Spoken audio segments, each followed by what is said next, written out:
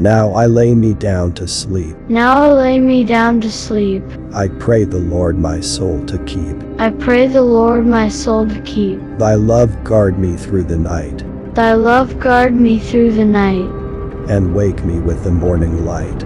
and wake me with the morning light. On Halloween, people shed reality for a day and mark the holiday with costumes, decorations, and parties.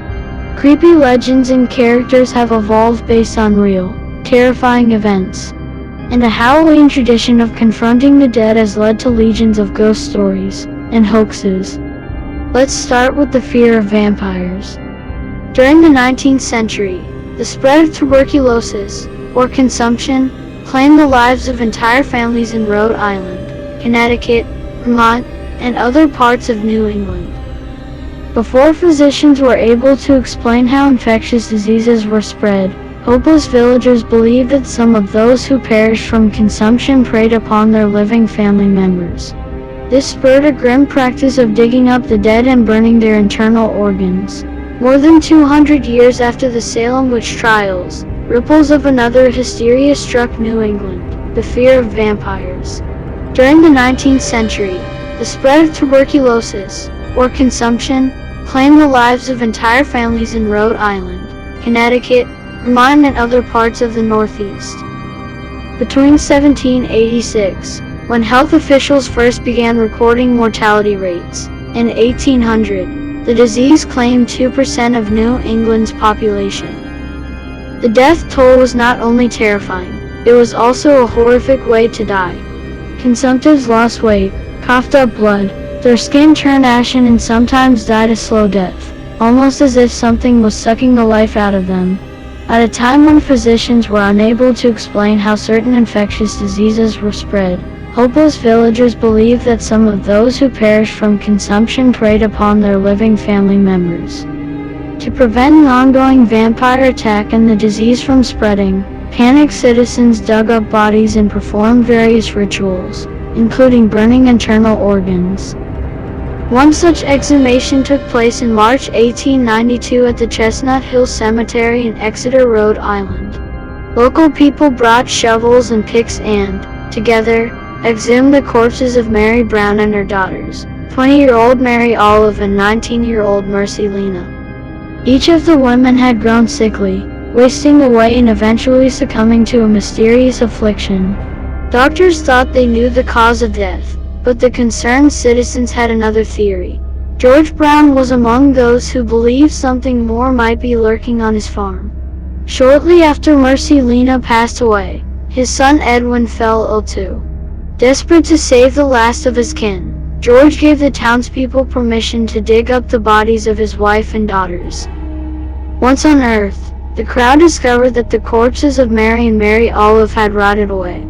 Mercy's body, on the other hand, was oddly well preserved despite lying in a crypt for several months. It looked as if her hair and nails had grown, and, when pierced, her delicate skin still contained drops of blood. For those who had gathered, these telltale signs confirmed their suspicions. Mercy was a vampire. A village doctor witnessed the makeshift graveside autopsy and reiterated the suspected cause of death.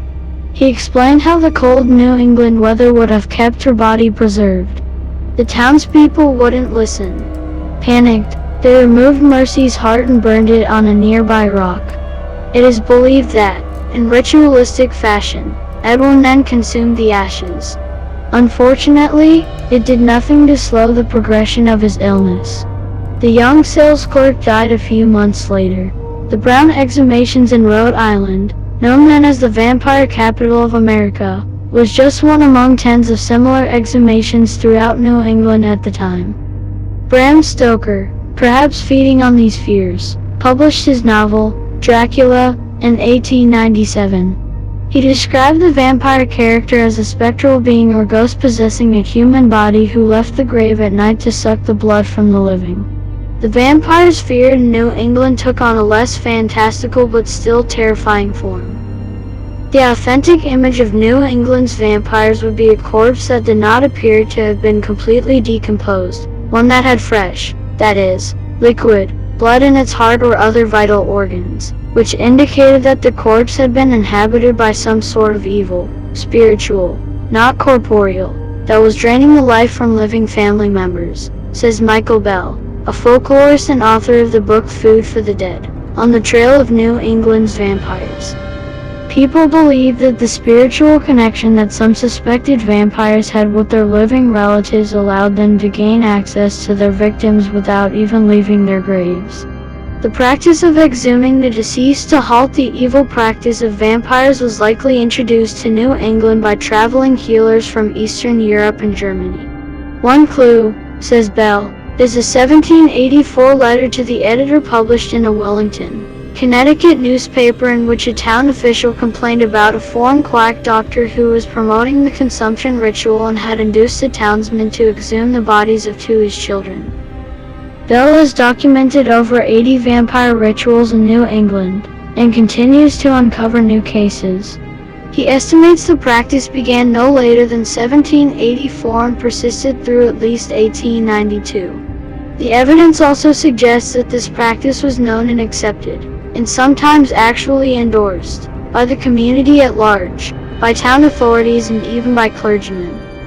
In parts of Massachusetts and Maine, bodies were simply flipped over and left alone. In Rhode Island, Connecticut, and Vermont, villagers burned the hearts and livers from bodies of suspected vampires.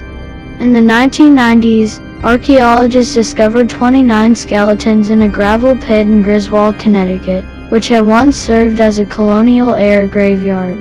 The bodies showed signs of tuberculosis and had been rearranged into skull and crossbones patterns. The case, known as the Jewett City Vampires, revealed one of the more unusual consumption rituals. If enough time had passed and there was nothing but skeletal remains and no sign of soft tissue, they, New Englanders, had to make a decision as to whether the corpse was undead. Bellantoni explains. If villagers believed they had uncovered the undead, they would rearrange the bones by decapitation and sometimes uproot the legs to prevent the vampire from leaving the grave. The vampire folk belief started winding down by the end of the 19th century, when German physician and microbiologist Robert Koch identified the bacteria responsible for tuberculosis. Science then slowly began to replace folklore in explaining disease that had claimed so many lives and devastated families.